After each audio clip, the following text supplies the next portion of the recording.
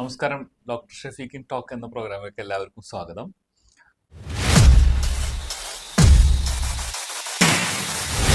അപ്പോൾ ഇന്ന് നമുക്ക് ഡോക്ടറെ അറിയേണ്ടത് ഈ ഒരുപാട് പ്രസവമൊക്കെ കഴിഞ്ഞ് കഴിഞ്ഞാൽ നമ്മൾ കുട്ടികളാണ് നമ്മളെ പ്രധാന വിഷയമെങ്കിലും പ്രസവങ്ങളൊക്കെ കഴിഞ്ഞ് കഴിഞ്ഞാൽ ഉടനെ കുറെ ആയുർവേദിക് എന്ന് പറഞ്ഞിട്ടുണ്ട്. ആയുർവേദ ഡോക്ടറെ കണ്ടിട്ടല്ല, ഒരു നാട്ടുമരുന്ന് എന്നുള്ള ചികിത്സയിൽ അതിൽ ചില ലേഹ്യങ്ങൾ, ഉള്ളിലേഹ്യം പോലുള്ള തനിനാടൻ കൈപുണ്യത്തിൽ ചെയ്യുന്ന അമ്മമാരുടെ അതെനിക്ക് വലിയൊരു കുഴപ്പമായിട്ട് തോന്നിയിട്ടില്ല.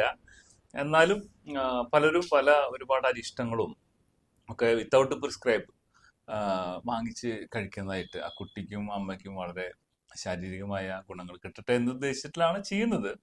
പക്ഷെ അത് എങ്ങനെയാണ് ഡോക്ടർ, അത് എത്രത്തോളം നമ്മളെ ആ കുട്ടീനെയും അമ്മയെയും ബാധിക്കുന്നുണ്ട് അല്ലെങ്കിൽ ബാധിക്കുന്നില്ലേ?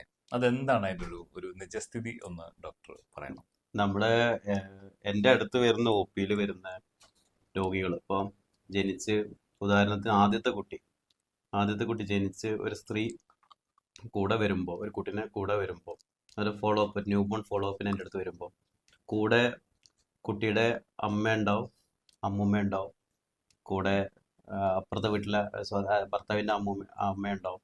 അപ്പോൾ ഒരു ബഹളം വെച്ചിട്ടാണ് എല്ലാവരും വരിക. അപ്പോൾ അത് ആദ്യത്തെ കുട്ടിയാണെന്ന് അവരെ നമ്മൾ നേരത്തെ അറിയാൻ പറ്റും, മനസ്സിലാവും. അപ്പൊ ഈ കുട്ടിക്ക് കുട്ടിയുടെ അധികം കാണിക്കുന്ന രീതികളുണ്ട്. കുറെ വയറ് ബുദ്ധിമുട്ടായിട്ടുള്ള രീതികൾ, വയറ് ഭയങ്കര ഡിസ്റ്റൻഷൻ ആയിട്ട് കുട്ടി നിർത്താതെ കരയാ, ഗ്യാസ് പോകുന്നില്ല, ഇതൊക്കെയാണ് അവരെ കംപ്ലൈന്റ് അധികം.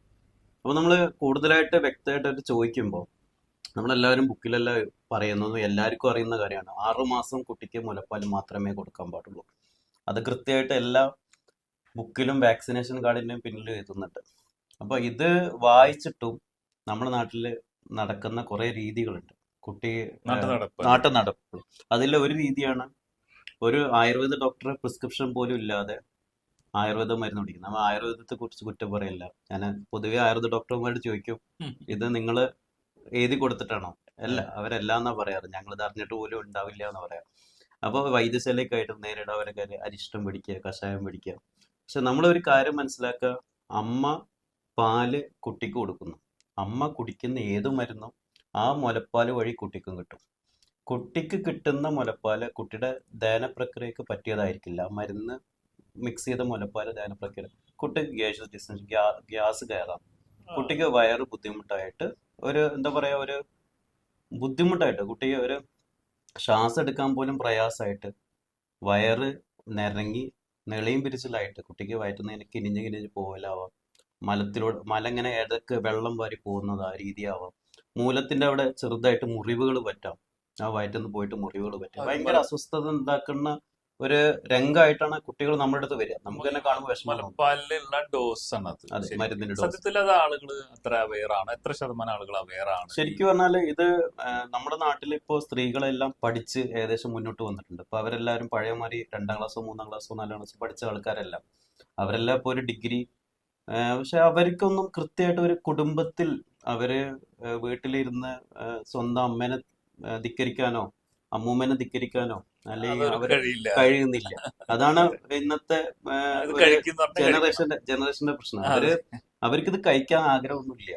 പക്ഷെ അത് നിർബന്ധപ്രകാരം ഒരു രീതി പണ്ട് മുതലേ തുടർന്നു പോകുന്നത് ഇന്നും ഞങ്ങൾ ചെയ്യണം എന്നാണ് അവരെ പ്രശ്നം. അപ്പൊ ഞാനത് പറയുമ്പോൾ അവര് ഇത് കഴിക്കേണ്ട എന്ന് പറയുമ്പോൾ ആ കൂടെയുള്ള കുട്ടിയുടെ അമ്മയുടെ മുഖം ഞാൻ ശ്രദ്ധിക്കാറുണ്ട്. ഭയങ്കര സന്തോഷമായിരിക്കും. കാരണം അത് ആരെങ്കിലും പറയാൻ വേണ്ടിയിട്ട് വെയിറ്റ് ചെയ്യുന്ന പോലെ തോന്നി.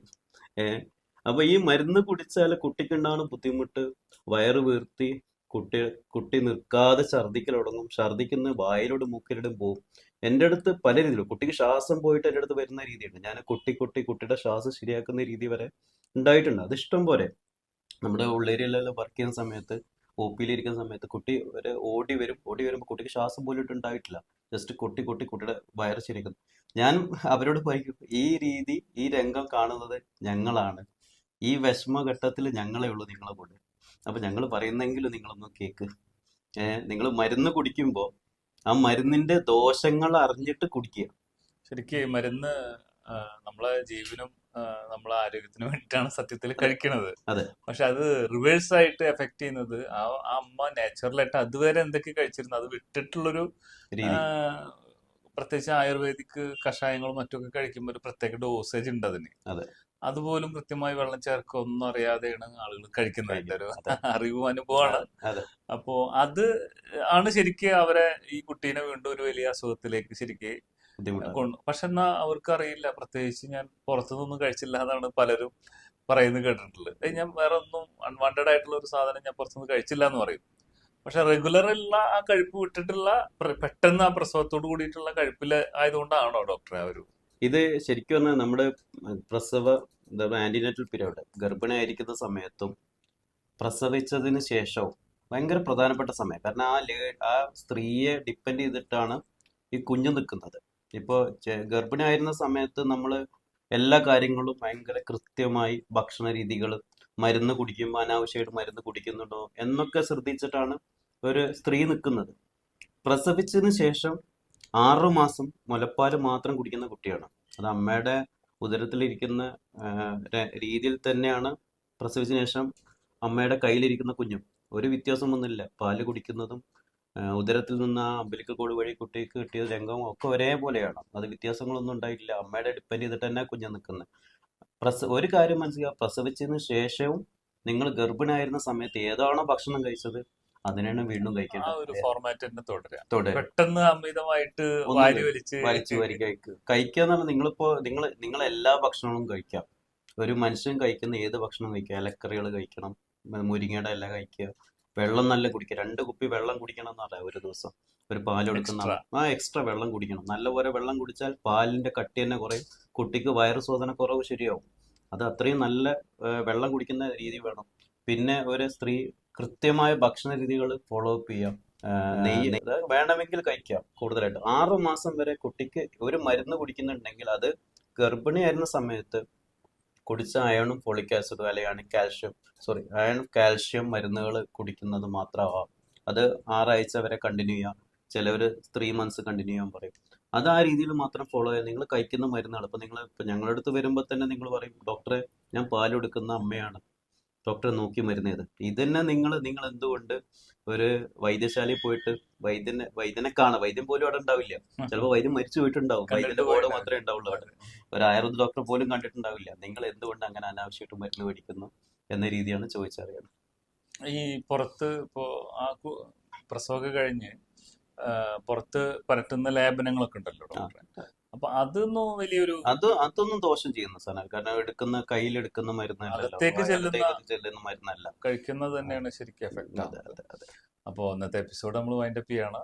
അപ്പോൾ എന്തെങ്കിലും നിങ്ങളുടെ അഭിപ്രായങ്ങളും കാര്യങ്ങളൊക്കെ ഉണ്ടെങ്കിൽ കമന്റ് ബോക്സിൽ അടയാളപ്പെടുത്തി ഞങ്ങൾ അറിയിക്കുക. Thank you for watching. Thank you.